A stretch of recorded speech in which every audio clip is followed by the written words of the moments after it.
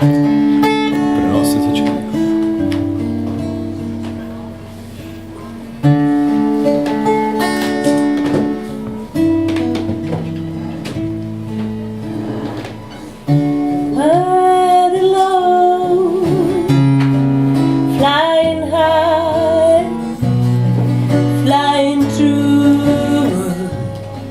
Clouded sky,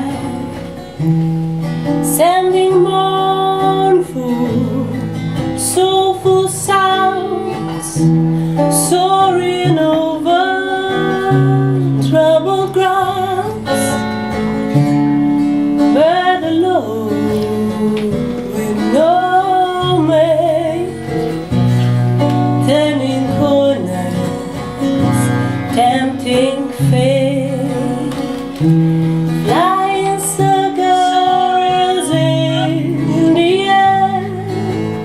Are you on your way somewhere? Gliding, soaring on the wind. You're a sight of glory.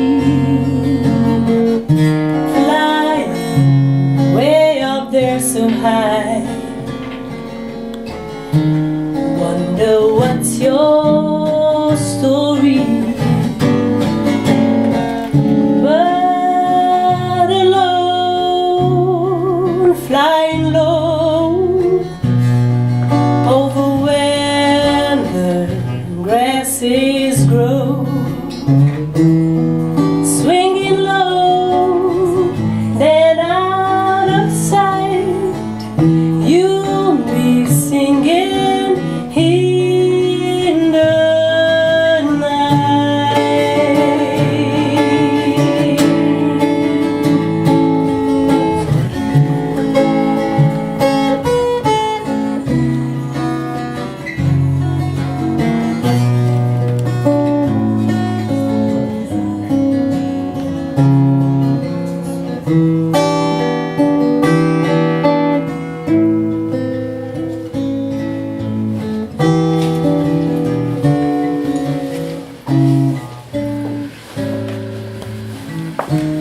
gliding, soaring on the wind. You're a sight of glory. Flying way up there so high. Wonder what's your story?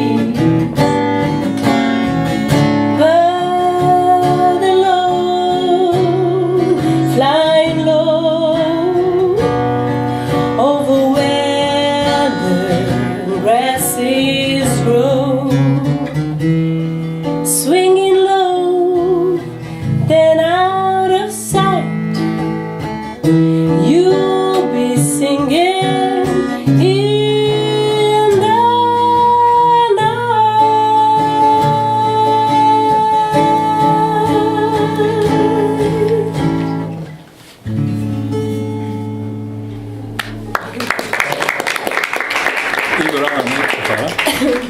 Fake Orchestra pripravlja nov album Ta bo gor. Zdaj se počutim skoraj, kot da je bila to radijska oddaja. Malo sem pomislil na Ištekane ali pa na Studio ob 17, ker se začenja približno ob tej uri, ampak danes bomo predstavili en manj tradicionalen medij, čeprav se bomo vedno vračali k tradicionalnim, torek ob 5. Ker sem radijc, mi je zadnje čase sem opazil, da mi zelo koristi, če se gosti sami predstavijo, kar je odlično za rezanje samih podcastov ali reportaž, na kar se tudi vi spoznate. Pa ker vas občinstvo mogoče še ne pozna, mogoče tukaj bolje, ampak zaradi streama prosim, kdo ste, pa kaj počnete, vsak ima na voljo 30 sekund, izkoristite jih, to je pa v obliki kviza. Izak. Pa ti imaš malo manj dela. Ja, ne, mislim, format, ker pogovarjamo se o formatu. Torej. Predvsem me zanima, kje si delal že prej, preden si začel torek ob 5. Aha, kje sem delal? Se pravi, delal sem na žurnalu, ko je še stal, ko je imel še tiskano obliko. Tukaj je tudi ena moja nekdanja sodelavka. Delal sem tudi na RTV Slovenija, oddajo, ki je bila video zid. Potem sem delal mogoče malo bolj freelancersko že prej, bolj z glasbenim novinarstvom sem se ukvarjal. Koliko delč pa moram iti? Delal sem tudi v računovodstvu. 30 sekund, Tjaša, izvoli. Jaz v bistvu med Izakom sem bila sodelavca na žurnalu, predtem sem zamenjala nekaj različnih medijev, predvsem lokalnih, od televizije do radia. In nekako je v bistvu vse te izkušnje so v naju nekako počasi začele rojevati neko željo, da pač poskusimo z nekim drugačnim obliko novinarstva. Sicer sem pa doktorska študentka sociologije kulture in se nekako trudim delati v tej smeri in raziskujem družbeno gibanje. Več doktorjev v novinarstvu, Matej. Živijo, jaz sem Matej in sem v bistvu z Izakom že prej predstavljal glede grafičnega oblikovanja. Kar se medijev tiče, predvsem na radio, najbolj blizu medijev prišel, ampak tule pomagam in skupaj z Goro, podjetjem, ki je delalo aplikacijo, skrbim, da vsak teden aplikacija pride do vas in da je berljiva, da je na voljo ob točno 5 popoldne in podobno. Si predstavljam, da bomo predstavili oba vidika torka ob 5, se pravi in novinarstvo in dizajn. Tjaša govori o novih oblikah novinarstva. Bom vaju vprašal, ker to bolj se tiče vaju, ali bi vidva zase rekli, da ste novodobna novinarja, oziroma koliko pomembna je pri vama platforma? Vi ste štartali z medijem, ki je namenjen mobilnim telefonom. Torej ste mobilni novinarji, ali telefonski novinarji? Platforma je zagotovo pomembna, mislim, danes, če hočemo govoriti o nekakšnem sodobnem novinarstvu, ne. Vemo, da se ta poklic zelo spreminja, tudi mediji se spreminjajo. Ta odmik od bolj tradicionalnega novinarstva je mogoče ni zgolj samo želja, ne, ampak tudi mogoče malo sile razmerne so nas v to. Želimo si pa približati bralcem, ki so mogoče bolj urbani, mlajši, bolj v movingu, kot se temu reče. Vemo, da danes je težko, mislim, najbolj pomembno se mi zdi, da ponudiš bralcu oziroma nekomu, ki konzumira medije, ob določenem času neko informacijo oziroma neko poglobljeno branje in telefon se nam je zdaj taka dobra prilika, ker ga imamo vedno v sebi. Kaj je pri novinarstvu bolj pomembno? Ta content creation oziroma ustvarjanje vsebin ali storitev? Zdaj tako, če se za sekundo vrnem na to vprašanje, kaj je recimo novega pri torku ob 5, jaz mislim, da to, kar v bistvu mi želimo resnično razbiti, je v bistvu nekaj, kar bi lahko verjetno imenovali diktat ali pa celo tiranija objektivizma v novinarstvu. Pač v naših profesionalnih karierah smo vedno nekako bombardirani s tem, da pač objektivno uravnoteženo poročanje je pač nek standard, ki se ga moramo držati in da je to tisti profesionalizem, ki nas nekako ločuje od bolj pisunske narave ali kakorkoli že hočemo to imenovati novinarstva. Zdaj, v torku ob 5 v bistvu želimo s tem prelomiti in pač mislimo, da je objektivnost v novinarstvu v resnici samo pristajanje na družbeni status quo. Skratka, da v bistvu mi si nekako upamo imeti svoje mnenje in ga tudi izraziti in v bistvu pač spodbujati ljudi, ki imajo na nek način zadeliti zanimive zgodbe, morda niso toliko pripuščeni k nekim mainstream oblikam v bistvu novinarske naracije, da pač nekako v bistvu se po eni strani uveljavijo, če so mladi pisci, po drugi strani pa mogoče, če so že uveljavljeni, lahko ponudijo neko zgodbo, ki je drugje ne morejo. Tako da v tem smislu bi jaz rekla, da seveda pač content building je pač ključen, ampak vseeno se mi zdi, da je pomembno tudi v bistvu na kakšen način vsebino podajaš. Skratka, koliko daleč si upaš in kakšno zaslombo imaš pač. In dejstvo pač je, da nekako, ne glede na to, da so imeli mogoče medvo v najnih recimo na temu karierah, vseeno nekako pozitivne izkušnje z uredniškim delom, skratka z odnosom urednikom do naju, vseeno pač na nek način drži, da tisto resnično svobodo, pa vseeno pač verjetno znotraj tradicionalnih medijev težko najdeš in zaradi tega je torek ob 5 v resnici nek eksperiment, koliko daleč lahko v bistvu nek medij, ki ni zgolj mnenjski blog, pač lahko pride v tej smeri. No, skratka, da je še vedno pač medij, ampak hkrati, da v bistvu pač trdno stoji za svojimi. Razumem. Ampak ne vem pa, kje sebi vidite, da ste bolj drzni? Ali ste bolj drzni s tehnologijo, ali ste bolj drzni s tem pristopom, ko ignorirate to neko famo o uravnoteženem novinarstvu. Ja, če si tako postavil, bi jaz rekel, da mogoče z oboje. Ne. Zdaj, dejstvo je to, da pač mobilnega tednika v Sloveniji še prej ni bilo, oziroma sploh telefonskega časopisa ni bilo, tako da to je že samo po sebi nekaj povsem novega, da je sploh prilagojen tehnično na ta način. Kot drugo pa glede vsebine se mi zdi pa tako, oziroma glede uredniške politike. Zdaj nismo edini, ki izražamo jasno svoja stališča, pa da mogoče se ne skrivamo za neko lažno objektivnostjo.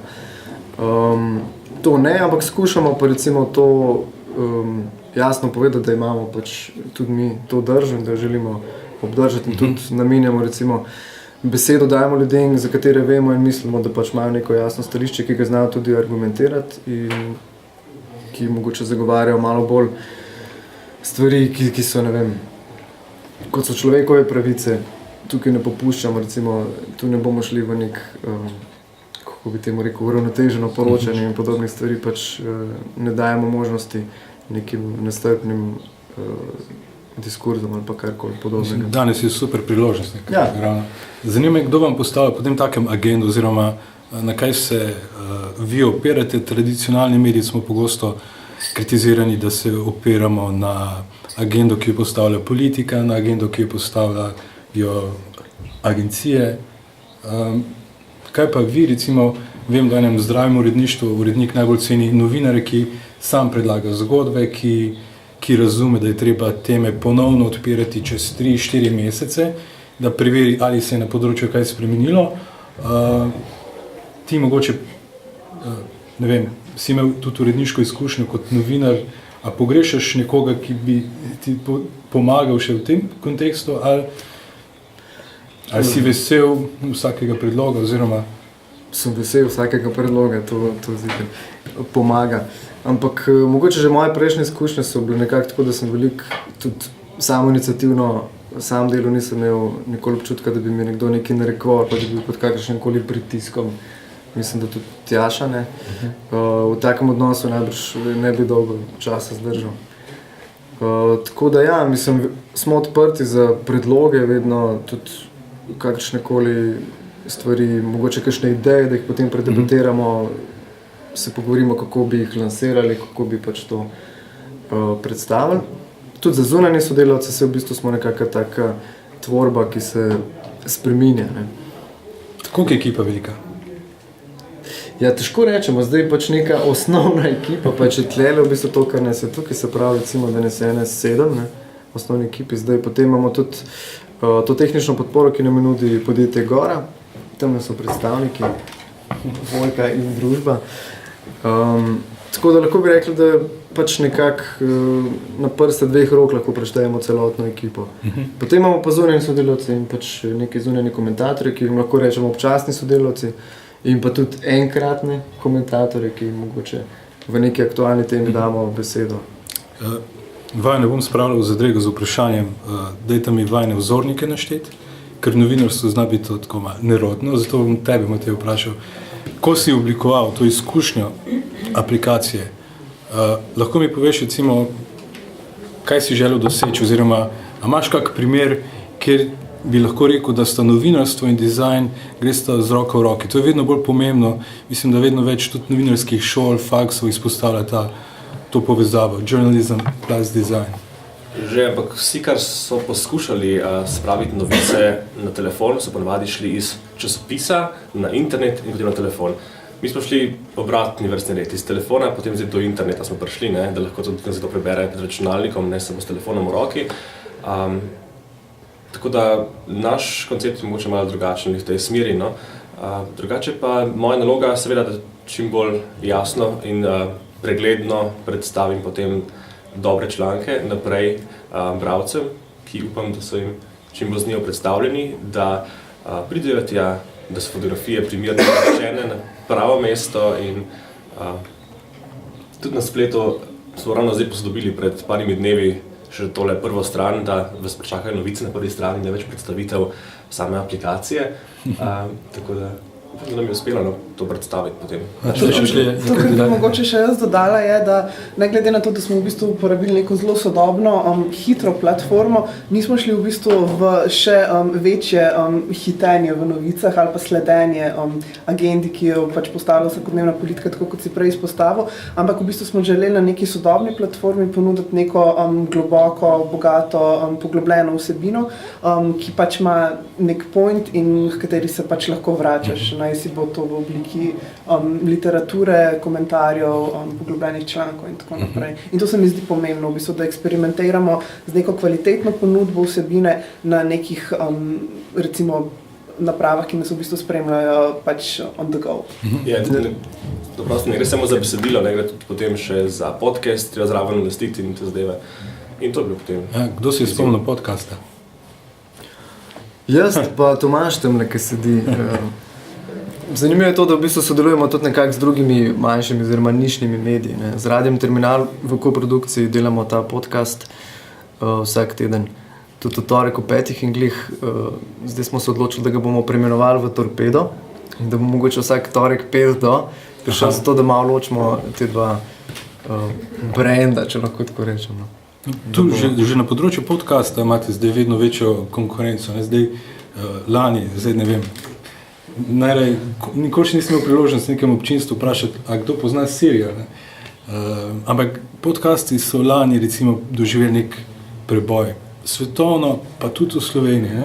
Zdaj imamo vedno več podcastov, tudi tle imate vi veliko konkurence. Recimo Saviča sem slišal na Metini listi, pri vas, pa na številkah od MMC-ja. V čem je vaš podcast mečken drugačen? To, da pride vedno ob določeni točni uri. Odlično. Da ga snemamo v petek. Tako je. Snemamo A vi doma. to pofejkate? Ja, mi to, vse to smo že večkrat povedali, tudi Petek veste. ob dveh ga snemamo. V petek ob 2 ga snemamo. To bi lahko bil en disclaimer na začetku podcasta. Če je pa sila, pa tudi v ponedeljek ob 3, ampak pol je pa Matej že zelo živčen. Hotel sem prej samo še nekaj poudariti glede tega novičarstva in tekmovanja z drugimi digitalnimi mediji. Je to, da glih nočemo tekmovati z novičarskimi portali, ker v bistvu mi ne ponujemo nekih hitrih novic, kot je Tjaša že prej poudarila. Nočemo biti neka tiskovna agencija, ki servira te novice čim hitreje, da potem tekmujemo, kdo bo prvi to objavil. Ampak si pač vzamemo ta čas, tehtno razmislimo, kaj bi naredili z tega. Zato imamo pač en teden. Ker novinarji vedno interpretirajo nekaj, ne? In pač zgolj povzemanje, ne? In potem interpretacija pač v bistvu realnosti, kot nam jo narekuje kapital, država in tako naprej. Tako da v bistvu, če si vzamemo nekaj več časa, se mi zdi, da potem si lahko dejansko dovolimo v bistvu tudi pač vsaj nek poskus za metek, vedno nam ne uspe, jasno, da v bistvu poskušamo misliti neke druge vidike in da v bistvu pač ponudimo prek te naše platforme, da o teh stvarih tudi ljudje razmišljajo, se pogovarjajo dalje in v bistvu, da smo tako na nek način del širše družbene diskusije. Prvič ne se upravičevati, drugič pa prej si govorila o kakovostnih vsebinah. A jih lahko definiraš? Kaj so to? Konkretno Recimo, ne vem, v novinarstvu nasplošno, ker ne vem, uredniki pozabljajo, lastniki pozabljajo, bralci pozabljajo. Bralci ne pozabljajo. Ne vem. Ostali pa. Zdaj, verjeten je kakovost v novinarstvu pa tudi sicer pač sprejemljiv pojem, ki si ga vsak definira drugače, ampak jaz lahko pač povem, kakšne prispevke recimo jaz rada berem. Jaz rada berem stvari, ki jih ne preberem recimo še v 6 drugih istih ali pa različnih medijih. Rada preberem, poslušam, gledam, da se ne omejim, pač sem na eno obliko pač podajanja novic. Rada preberem stvari, ki imajo pač neko težo, ki si drznejo iti dlje, ki mi odpirajo v bistvu neke nove kote in po katerem, recimo končaš z nekim poslušanjem nekega podcasta ali pa preberjanjem nekega članka, da ne vem, se usedeš z prijatelji in rečeš, a ste prebrali to? Mislim, A je to, da se skratka, da v bistvu na nek način podobno kot recimo pri umetnosti včasih rečemo, da pač živi neko svoje življenje. Jaz mislim, da tudi v bistvu novinarski izdelki, vsaj tisti, ki so res dobri, pač zaživijo in v bistvu funkcionirajo v nadaljnjem življenju na način, da jih pač ljudje reinterpretirajo, da se o njih pogovarjajo in mislim, da so takšni redki, vsaj tisti, ki bi se pač, o katerih bi se bilo smiselno pogovarjati na pozitiven način. Jaz mislim, da pač v bistvu odsteranje in interpretiranje pač družbe, ki nas v bistvu obdaja na način, ki je subverziven, ki ni mainstreamovski in da v bistvu to pokombiniraš za vseeno nekim mainstream pristopom medija, to se mi zdi recimo izziv nekega kakovostnega novinarstva v prihodnje. Všeč mi je tvoja primera, praviš, da novinarski prispevki potem živijo svoje življenje. Se strinjam, meni se zdi, da se to dogaja predvsem v komentarjih, ampak zame je to onostranstvo, recimo. Ja, Kako vi sprejemate nek feedback? Najprej v dizajnu. Kako ponavadi, oziroma zdaj ne vem, kakšni so delovni procesi v medijskih hišah, ampak se mi zdi, da interneta še vedno ne razumemo popolnoma novinarstva, recimo, bom rekel, časopisnih vrstic, copy-paste na spletno stran, to ni novinarstvo, ki bi ga brali na spletu.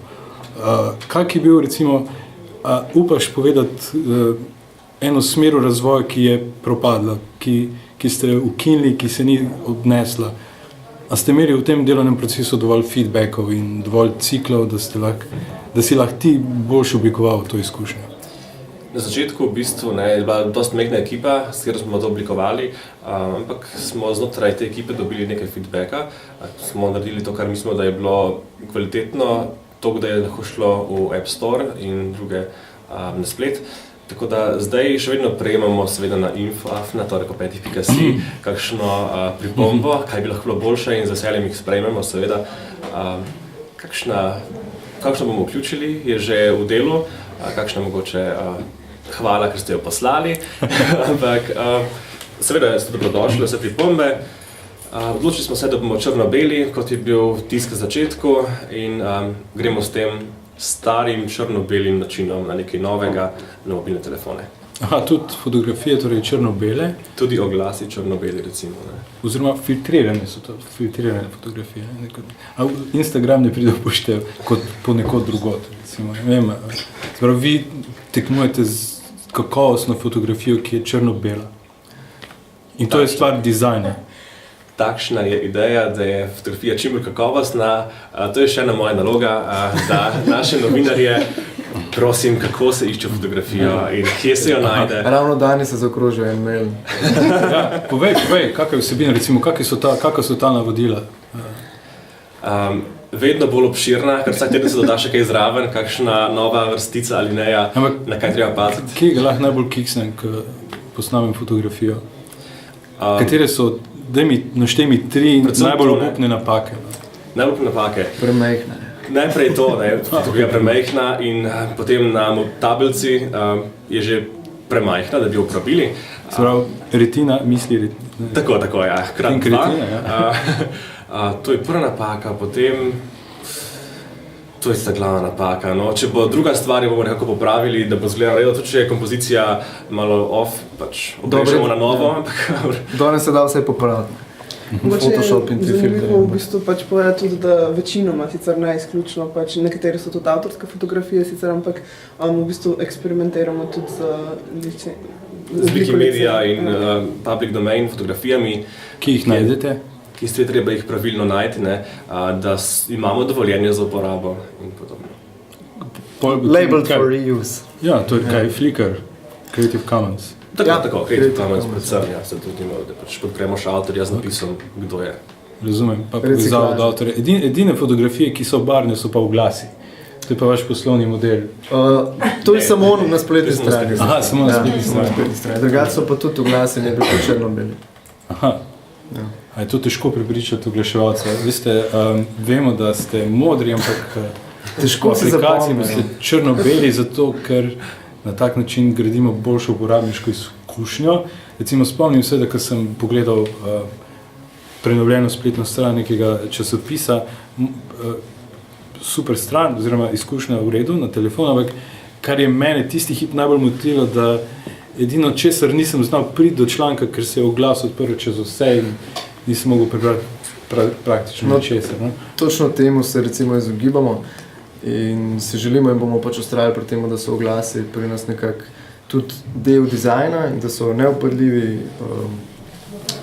nemoteči, no, tako za uporabniško izkušnjo. In mislim, da ko bojo oglaševalci dojeli, da je to tudi za njih boljš in bolj prijazno, da bo mogoče nekdo pogledal ta oglas prej, če se mu ne bo glih skakal v obraz, da bo to boljš. Zato so to črno-beli oglasi, s tem hočemo v bistvu ukomponirati te oglase v dizajn, čeprav so pač jasno ločeni od uredniške vsebine. Kdo pa se ukvarja s tem? Se pravi, to je vaš poslovni model kot Zaenkrat, ja. mnogo medijev. Lahko bi se odločil tudi za kaj drugega, ampak ja, tudi kdo govori, mi smo zelo enostaven poslovni model, in, ki pač se rešuje z naročnino oziroma RTV prispevkom. Kdo pa prinese v hišo, v sobo največ denarja z oglasi? Zaenkrat v bistvu mi delamo. Ja, mislim, pa glej v kamero, pa zakaj bi dragi oglaševalci.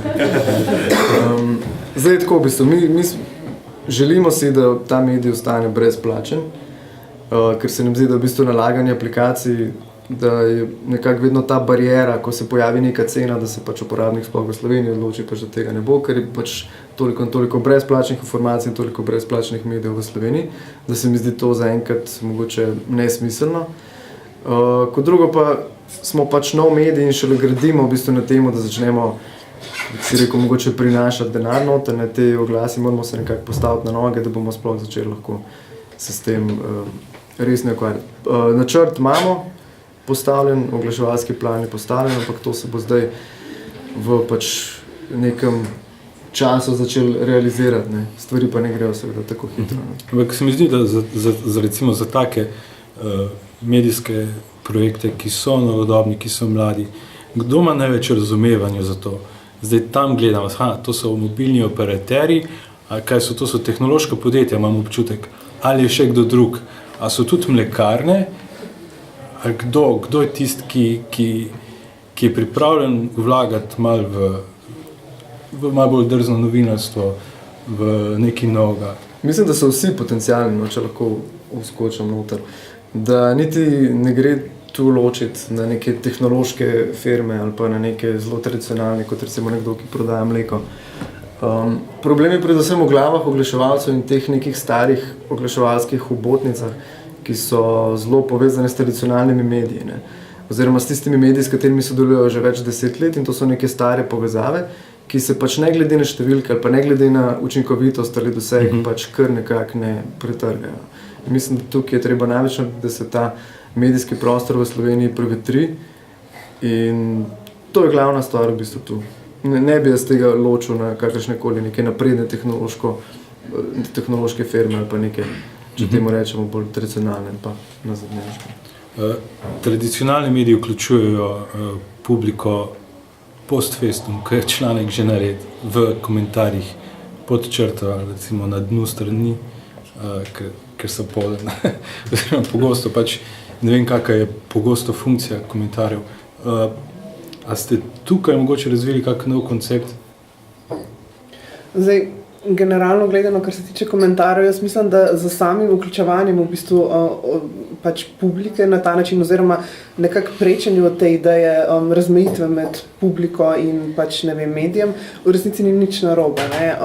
Problem, ki pač obstaja, predvsem v naših medijih, je, pa tukaj tradicionalnih ali pa novodobnih, je v bistvu pač neko pomanjkanje neke resne odločenosti, da bi v bistvu zajezili in hkrati tudi gradili svoje občinstvo, ne. Zajezili pač neke nestrpne komentarje, nestrpne izjave, nestrpne vsebine in dejansko zgradili v bistvu neko skupnost iz v bistvu naših bralcev, gledalcev, poslušalcev in pač ljudi, ki podajajo te stvari. Zdaj, jaz mislim, da se v bistvu na nek način, predvsem z nekim citizen žurnalizmom, v bistvu se meja med recimo tem občinstvom in pač poklicnimi novinarji zmanjšuje. Zdaj vprašanje, a v pravo smer, Jaz mislim, da pač mediji morajo biti odprti za neke intervencije, morajo biti tudi odprti za v bistvu nove ljudi, nove ideje, nove poglede.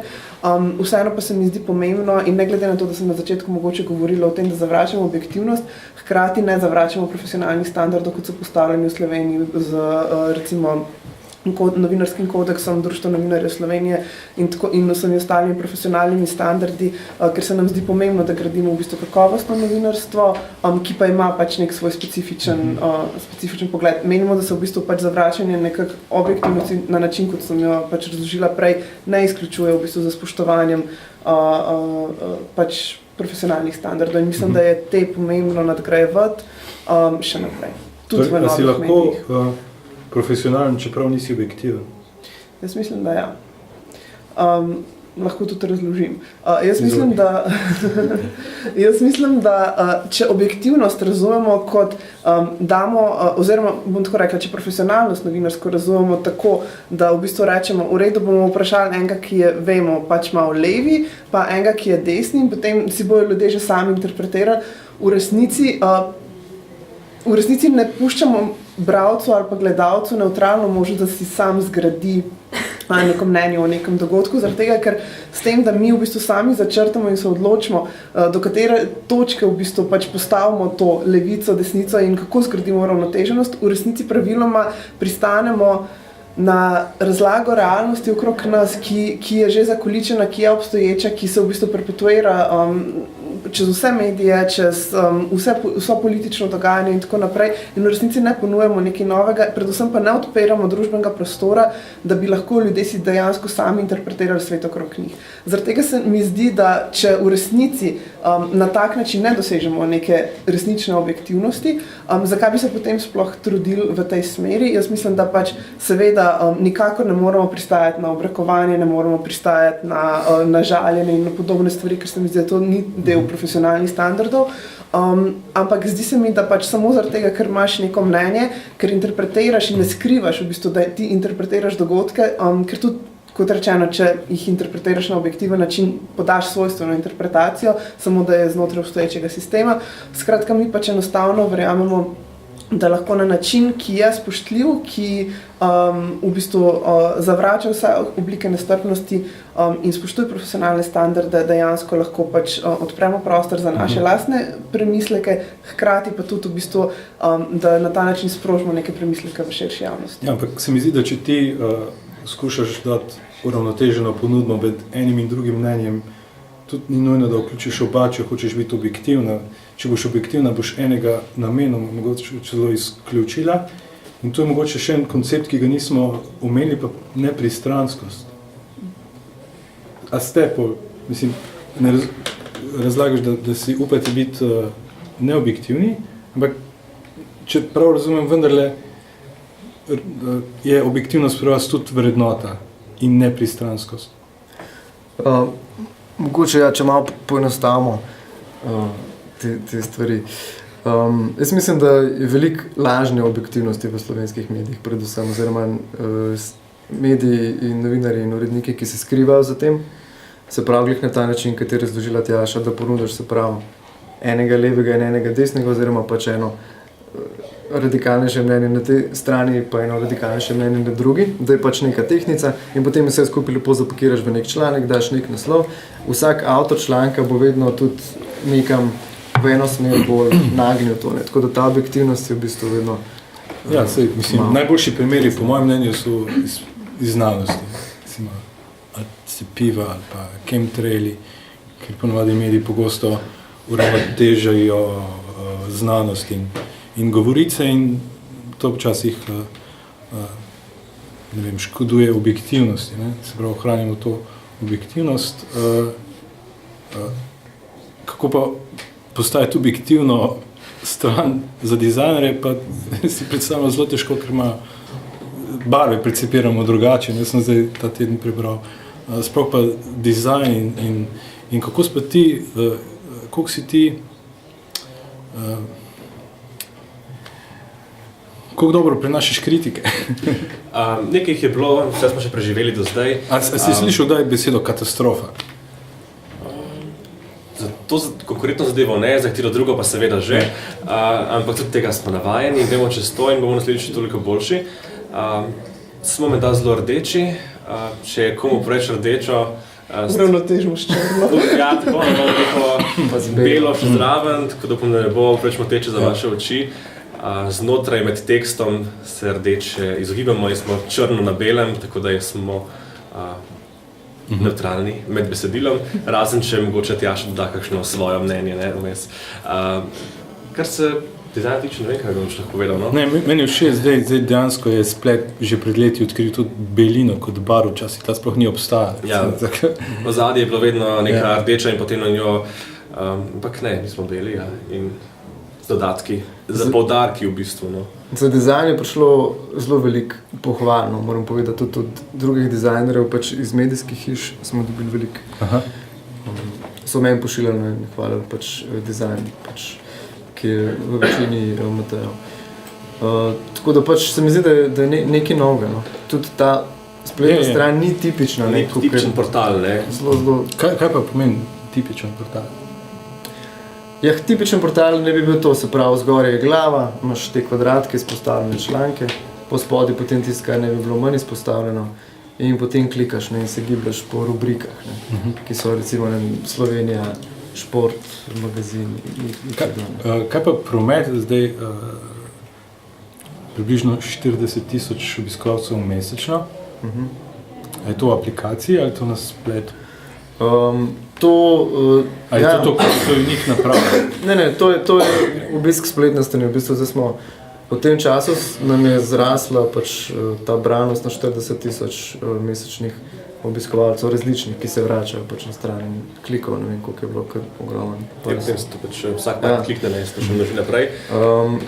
Tako da, v bistvu to je ta številka za downloade oziroma za aplikacije so si pa naložili 1200 zaenkrat. Tako je, ne. Spletna stran, kjer je to online zadeva, ti lahko slediš bralca vsakeč, ko klikne na tvojo stran, na novo podstran. Pri aplikaciji smo mi bralcem ponudili to, da oni lahko potegnejo dol aplikacijo in jo berejo kjerkoli brez internetne povezave, kar pomeni, da tudi mi ne dobimo direktno feedbacka, ali so prebrali danes komentar ali najprej temo. Tega potem žal znotraj tega ne vemo. Imamo samo prenos aplikacije, tako kot imajo v trafiki, samo kupili ste časopis. Ampak prenesli ste podcast. Recimo. Kakšne so pa številke za podcast? To jih pa čakamo zdaj že ne 2 meseca, Tomaža sem prost. Se to isto, kot na nas. Čakamo. Čakamo številke, no, ampak drugače pa ja, pri podcastu je tako, da pač ga lahko poslušaš prek interneta, ne, tudi recimo na spletni strani Radio Terminal, imamo tudi na spletni strani naše, se pravi na tor5.si, plus to, da se ga lahko posluša prek mobilne aplikacije, ne. Zdaj, vmes, kar vidimo, recimo so delitve prek Facebooka, prek družbenih omrežij in Twitterja. Zaenkrat je bil najbolj deljen tak, ko smo imeli Erika Valenčiča in Anuško Delič. Tiste je bilo kar, no. Lahko rečemo, da je šel viralno. Tako da, ampak številk pa zaenkrat še nimamo. Bomo pa objavili, ko bomo imeli seveda. Kaj pa je pri mobilni aplikaciji? Kaj je najbolj pomemben parameter, ki tebi pove, da je aplikacija uspešna? Število downloadov? Ne, število downloadov ni v bistvu to, ne.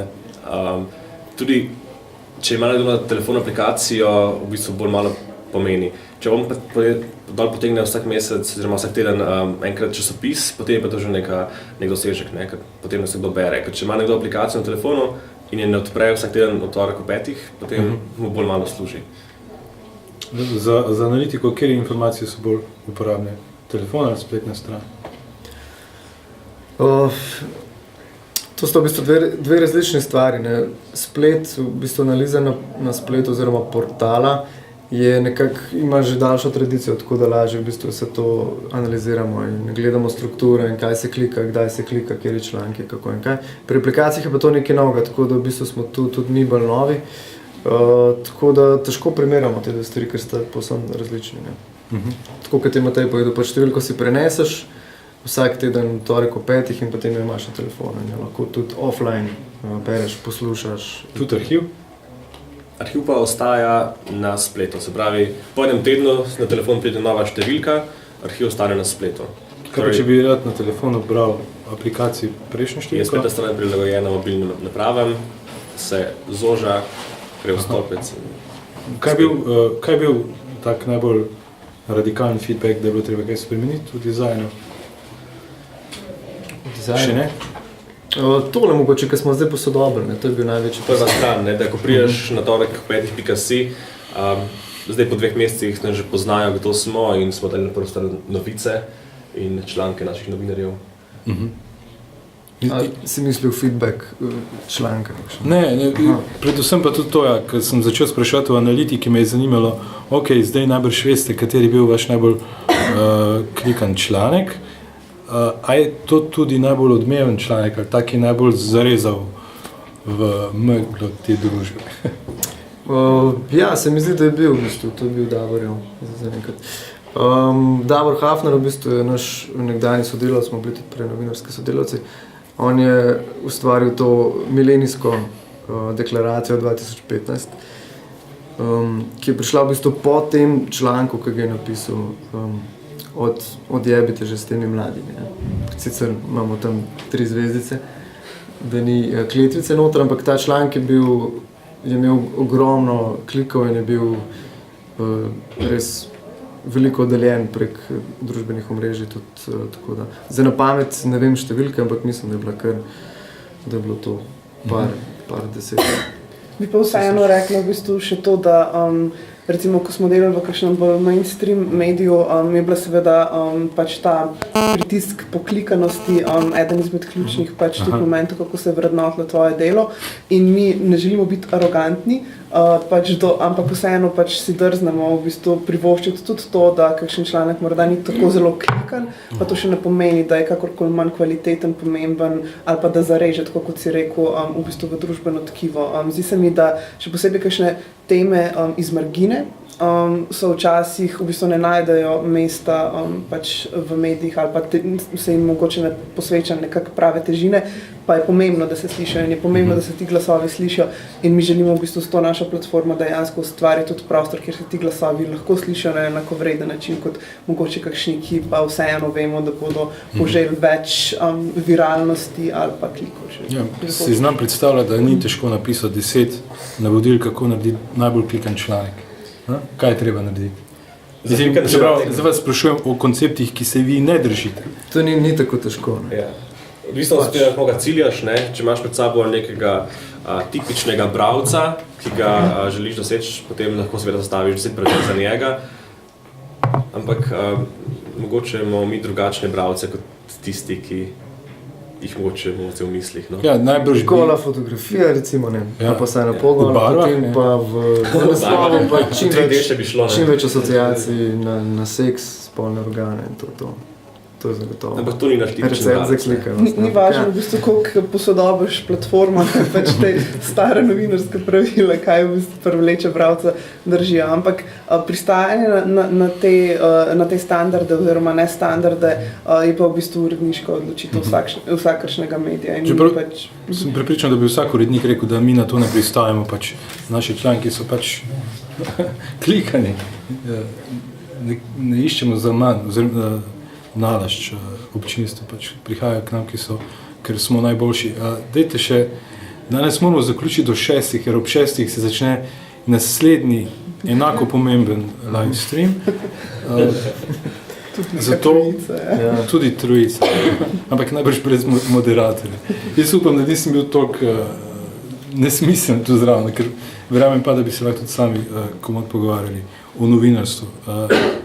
Za konec, veliko ljudi, pa ne vem, upam, da študentov, pa vendar še razmišlja, da bi vstopilo v ta poklic, ki je tako, ne nazadnje kot mnogi drugi, na prepihu. Prej se omenjajo veliko sprememb tehnoloških, konceptualnih v novinarstvu, ampak se mi zdi, da je to še vedno poklic, ki lahko koga navduši. Vi ste vsi malo zmečken različnega vidika gledate, pa bi vas za konec prosil, še dajte še kakšen nasvet, se pravi, kako pisati dobro za splet, kako oblikovati dobro za splet, pa kako biti nepristranski. kako pisati za mobilne naprave? Jaz mislim, da ni zdaj tukaj take stroge ločnice, kako pisati, kako ne. Mislim, da pač neka pravila nekih kakovostnih tekstov ostajajo itak ista, da je samo, kar se spreminja, je pač platforma. Bralec pač tisti, ki hoče mogoče malo bolj se poglobiti v nekaj, bo si vzel čas, več časa. Tisti, ki se noče poglobiti, bo pač kliknil mogoče kaj drugega. Tako da zdaj težko dajem tu nasvete. Ampak recimo, da sem mlad novinar, pridem v tvoje uredništvo in sem, sicer imam ideje, ampak sem slabo artikuliran. Kako bi mi pomagal? Dva piva pa je. Ne, mislim, seveda pač ja, to je spet neka druga tema, no, ker smo se tudi ene parkrat že pogovarjali, je pač pomanjkanje mentorstva v novinarstvu, tega res primanjkuje. Tudi po vseh uredništvih, vem, pač mlade novinarje, ki jih srečujem, se pritožujejo predvsem nad tem, da nimajo mentorja, da se nihče z njimi ne ukvarja, da ni feedbacka, se pravi, da so prepuščeni samim sebi. To je ena spet neka druga tema, ki je zdaj mogoče bolj, da ne odpiramo, ker bomo šli čez 6. Ja. Ampak ja, služimo tudi kot neki mentori, skušamo pomagati s svojimi izkušnjami, pač tam, kjer lahko, no. Delč od tega pa, da smo zdaj vse vedi ali pa da vse vemo. Ja, ker zdaj slišim, da tako, marsikdo se pritožuje, ja, s faksa pridejo novinarji, ampak nič ne znajo, kar najbrž ni čist stres, ne? Ne, ni, tudi nihče se z njimi ne ukvarja, to je predvsem. Zdaj, jaz bi tako ne rada se postavila v pozicijo vednosti, da ne rečem soljenja pameti, ker se mi zdi, da se vsak dan sproti v bistvu učimo v ustvarjanju torkov, petih in sicer. Ampak vseeno bi tako rekla, če pač sami novinarke in novinarji v bistvu ne bomo ustvarjali novinarstva, kot si ga želimo in k kateremu stremimo mogoče, ali pa recimo še posebej mladi, ki pridejo recimo iz faksa mogoče z manj izkušnjami nekega včasih tudi predvsem blatne izkušnje realnega novinarstva, da tako rečem. Če se v bistvu pač bomo nehali prizadevati za to v naših vsakdanjih praksih, v bistvu vsakič, ko dodamo članek, pač dobro novinarstvo je v resnici vsakodnevna borba. In jaz mislim, da ni nujno, da pač moraš ustvariti, mislim, mi seveda želimo eksperimentirati z novo obliko medija, ampak jaz mislim, da tudi znotraj tradicionalnih medijev gotovo pač za to borbo vedno obstaja mesto. Vprašanje pa je, ali se te borbe poslužujemo ali pa pač sprejmemo v bistvu to, da je včasih bolje iti pod radarjem. In na koncu ja še moje mnenje glede tega. Jaz sem bil zelo vesel podpore našega partnerja podjetja Gora, ki je priskočila tehnično pomoč, ker vsak teden me zasipa ena kupica mailov, kjer pridejo vsi ti odlični članki, ampak treba jih je spraviti v časopis Torkov petih. Kako ti z ene baze podatkov ven narediš spletno stran in še mobilno aplikacijo in da vse to deluje. Se učimo tudi s Torkom petih, kot si rekla. Prvih par številk je mogoče je šlo malo zamudo, zato se pravičujemo. Zdaj smo točni, hvala za to Gora in se trudimo še naprej. Meni se zdi, da ne vem, danes ni toliko pomembna ta točnost, kot da ne se preveč s tem obremenjevati. Vi ste si definirali, da morate izraziti torek ob 5, ampak tudi če ob 6. Jaz sem danes prišel s računalnikom, verjetno eden redkih, no, ker sem čakal, kaj pa če se kaj zgodi, ne? Sem dve vprašanji še zate, ker sem tudi sam novinar, ki na splet, Instagram dal, ne? Odvisno kako, ampak ja. Ok. Kaj pa simbolne fotke dali, ne? Ne. Ok. Hvala. Hvala, ki delate malo drugačno, ne rekel. Fej, koliko je sram? Še eno? Smo imeli še dve, ampak gremo samo eno. Aha, za stream, ja. Zdaj smo še malo ištekani, pa bomo pa še izklopili, ampak... Eno zelo staro, ki je naslov You gonna see a lot of me. Da upamo, da bo tudi... Režijsko novinarstvo. Thank you.